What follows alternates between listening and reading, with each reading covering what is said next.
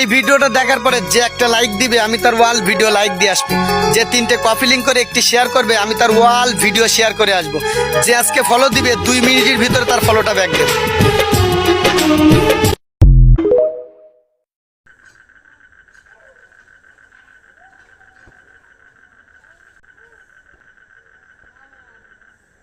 বন্ধ হচ্ছে টিকটক। বাংলাদেশে আর কেউ এই টিকটক অ্যাপ্লিকেশনটি ব্যবহার করতে পারবে না।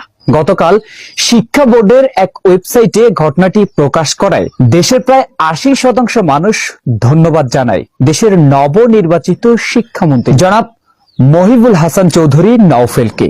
তিনি বলেন, বাংলাদেশে 99% শিক্ষার্থীরা টিকটকে আসক্ত হয়ে গেছে, যারা 24 ঘন্টার ভিতর প্রায় 12 থেকে 13 ঘন্টাই টিকটক অ্যাপ্লিকেশন নিয়ে পড়ে থাকে, যার জন্য পড়াশোনার সর্বোচ্চ ব্যাঘাত